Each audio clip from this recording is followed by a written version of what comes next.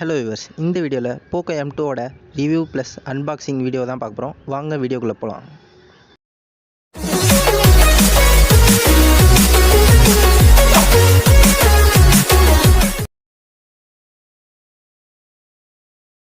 இதோட spec highlight என்னென்னா 5000 mAh battery, பெரிய பேட்டரி, அப்புறம் ஃபுல் HD டிஸ்பிளே, அப்புறமா பார்த்தீங்கன்னா MediaTek G80 ப்ராசஸர் தந்திருக்காங்க, ஒரு கேமிங் ப்ராசஸர்.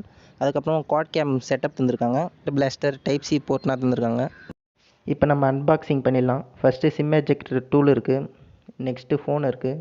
நம்ம ஃபோனை பூட் அப் பண்ணி சைடில் வச்சிடலாம்.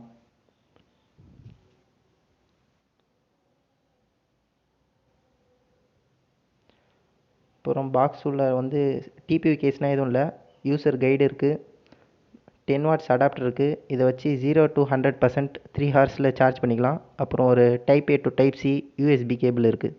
அவ்வளோதான் பாக்ஸ் கண்டென்ட். இப்போ ஃபோனோட டிசைனை பற்றி பார்க்கலாம். ஃப்ரண்ட்டில் ட்ராப் நாச்சு டிசைனோடு தந்திருக்காங்க. அப்படியே பின்னாடி பார்த்தீங்கன்னா பாதி பிளெயினாக பாதி கிரிட் ஆட் பண்ண மாரி தந்திருக்காங்க. இதோட ஃபிசிக்கல் ஓவர்வியூ பார்த்தீங்கன்னா ரைட் சைடில் volume rocker key, power button தந்திருக்காங்க. டாப்பில் IR blaster, secondary noise cancellation mic தந்திருக்காங்க. லெஃப்ட் சைடில் சிம் ஸ்லாட் போடுறதுக்கான இடம், பாட்டமில் வந்து audio jack, mic, type C port, அப்புறம் ஸ்பீக்கர் கில் தந்திருக்காங்க. இதில் நெட்வொர்க் ஸ்பீடும் நல்லா கிடைக்கிது. அப்புறம் சவுண்டு குவாலிட்டியும் ஓரளவுக்கு டீசெண்டாக இருக்குது.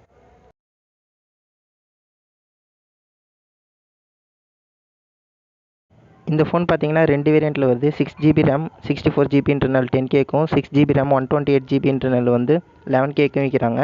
இது பார்த்தீங்கன்னா ஆண்ட்ராய்ட் 10 மேலே MI 12 ரன் ஆகுது. அதனால் ஃபோன் ரொம்பவே ஸ்மூத்தாகவே இருக்குது. இது 10Kக்கு ஓகேன்னே சொல்லலாம்.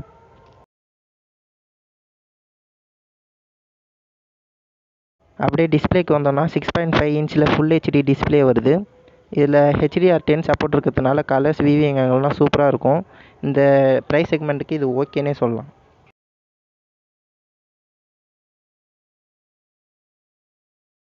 அடுத்தது இந்த ஃபோனோட கேமராவை பற்றி பார்க்கலாம்.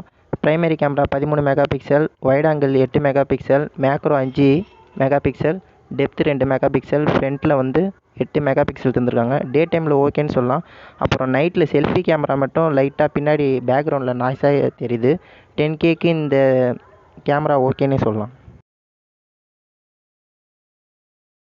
இதில் வந்து மீடியாடெக்கோட G80 ப்ராசஸர் யூஸ் பண்ணுறதுனால இது கேமிங்க்கும் நல்லாயிருக்கும். இதில் பார்த்தீங்கன்னா எந்த ஹீட்டிங் இஷ்யூவும் இல்லை.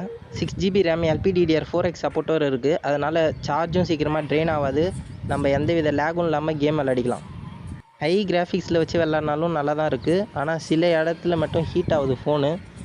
அதுவும் ரொம்ப நேரம் விளையாடக்குள்ளே தான் ஹீட் ஆகுது. மிச்சபடி ஆஃப்லைன் கேம் விளையாடக்குள்ளனா ஹீட்டிங் இஷ்யூனா ரொம்ப நாள் இல்லை.